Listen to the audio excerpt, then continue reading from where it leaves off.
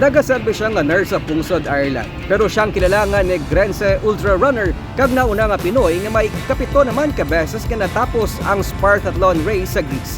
Sa nagligad na nga Martes, isa siya sa 3 ka mga Pinoy nga nagtapos sa 20th place sa ultramarathon sa race sa Italy. Aton siya nga kilalahon sa sining episode sang Vida sang Liga.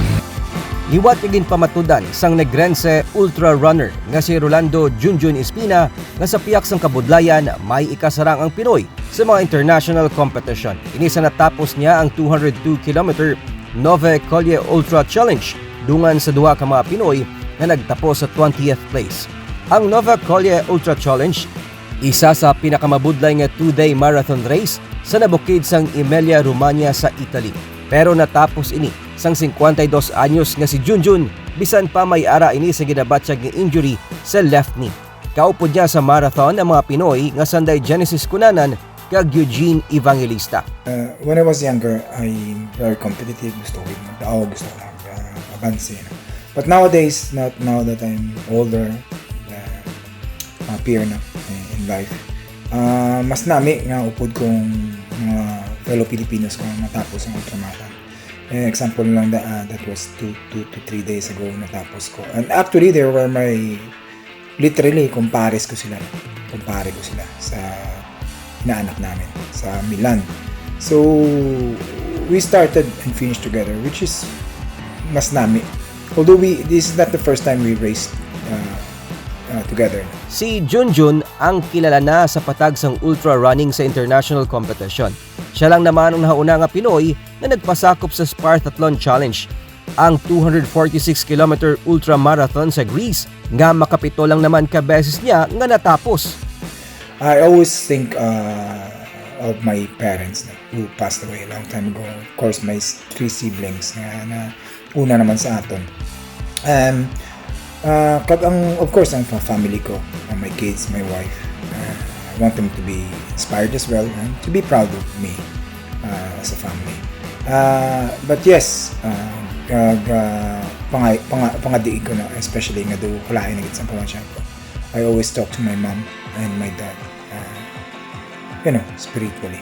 And that always helps. Kabuligin na siya. Makapila naman siya kabeses nga nagpasakop sa ultramarathon race sa France, Boston, USA, kag Ireland, kundiin siya karon nagatrabaho bilang nurse. Para kay Junjun, nangin dako nga bintaha ang medical profession humalin sa nag-angkon siya sin injury sa tuhod tungod sang paghampang sang basketball.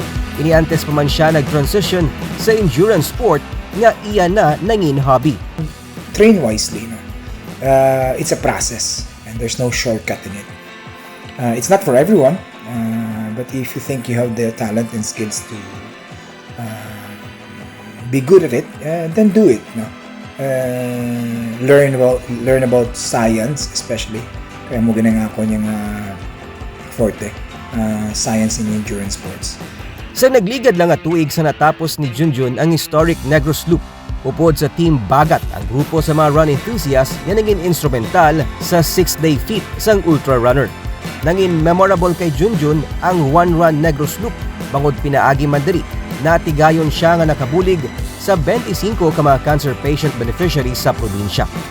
Hindi tanan ubin ka. So, you have to be flexible. And don't get disappointed if you failed an ultra race. Kasi ako, I did. May mga panahon nang wala natapos yung ultra distance, ultramarathon. Pero don't lose hope, kay it's just a passion. At the end of the day, it's our hobby. It's what makes us happy. So it's a mindset game that if you're going to be frustrated, that's normal. We're humans anyway. But you have to go move on and learn from it, learn from your mistakes, and then build it up from there, and come back stronger. Sa tagsa kapaglabot ni Junjun sa finish line, nagapakita lang sang pagkabakod sang determinasyon nga duna sa mga Pinoy nga may ikasara nga tapuson ng race agud to masugura naman ang panibag-o nga bersyon sang kaugalingon nga mas handa sa masunod nga mga pagtilaw nga pag-aatubangon. Time out kita na sa mga issue kag problema. Kag saksihan nato ng mga highlights kag maaksyon ng mga pahampang pati ng mga istorya sa mga paghimakas kag kadalaan sa aton nga mga lokal nga atleta kag mga legends sa sports. Dili lang, kundi all out ang aton mga bida sa liga.